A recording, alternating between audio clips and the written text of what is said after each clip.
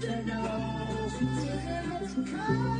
2012, a video of a boy singing Gotye's Somebody That I Used to Know was uploaded. Almost a decade later, the internet thinks it's hiding a dark secret. In the search for a missing child. Up on a search for a 6-year-old boy who went missing in Hilo. This is the Gotye Conspiracy, how the internet invented a mystery.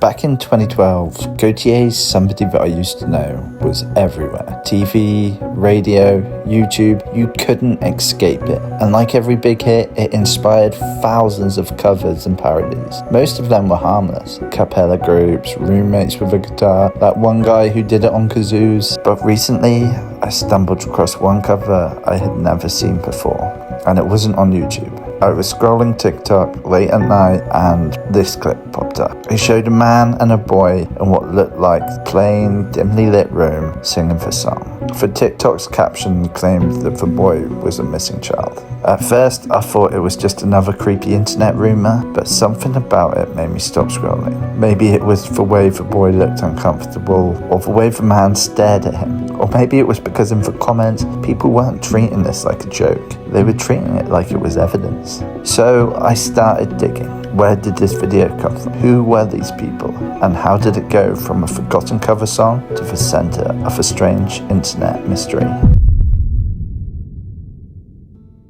The most common and most disturbing theory that the boy in this Gotye video was Benny Rapoza, a 6-year-old who went missing from Hawaii in 2020. Benny was a non-verbal autistic child and was last seen near his home in Hilo, Hawaii. His disappearance made local news. The community searched for weeks. When the Gotye clip started resurfacing, some viewers said that the boy in it looked exactly like Benny. Too much, they claimed, to be a coincidence. On TikTok, people urged others to call the authorities. Reddit threads popped up overnight, filled with amateur sleuths convinced that they cracked the case the police had missed. And in a world where conspiracy theories spread faster than facts, the story grew legs. Every share, every comment made the theory feel more real. It seemed like an open and shut internet detective case, until the police themselves got involved. The rumour spread so far that Hawaii police had to put out an official statement. They confirmed the boy in the video was not Benny Rapoza, and they even called the theory irresponsible and hurtful to the family. That should have been the end of it, but if you've spent any time online, you already know an official denial doesn't kill a conspiracy, it just makes it grow.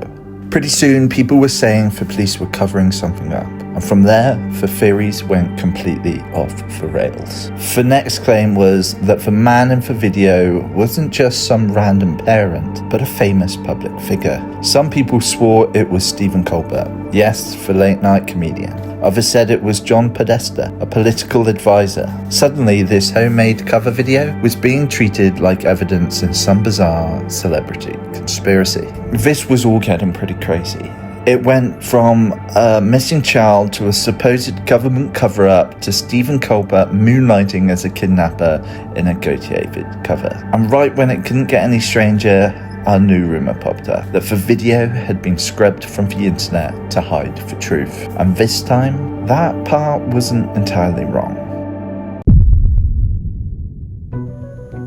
So here's the truth. The video was deleted, but not by YouTube and not because of some government cover-up. It was the family themselves who took it down. And honestly, after the kind of attention it started getting, who can blame them? Online, that only fueled the conspiracy. People pointed to the deletion as proof that something sinister was being hidden. But in reality, it was just a family choosing privacy. And if you go back far enough, the oranges video make the story even clearer. The original upload was on a channel called foxyodriscoll. In the days leading up to it, the account was actually chatting with Jo Whiley on Twitter, saying her husband and son didn't want to go viral. Then just a couple of days later, Jo Whiley posted that she'd persuaded them to share it. And sure enough, the video appeared on the foxyodriscoll channel. So this wasn't some hidden tape. It wasn't dark or secret. It was a family moment encouraged by a radio personality, uploaded at the peak of a viral trend. I even managed to find the family's Facebook, and everything I saw there showed exactly what you'd hope to see. A happy family enjoying life together. I'm not going to post those here because they've made it clear they don't want to be bothered. But if you look closely at the old Twitter handle linked to Foxy O'Driscoll, you can clearly make out the same boy from the video. That's it. That's the truth. Nothing sinister, just a family who dipped into a viral craze and later decided that they wanted privacy. That blank, unsettling expression, it wasn't fear. It wasn't a signal. It was just a kid copying Gotye's iconic look from the music video everyone was obsessed with in 2012.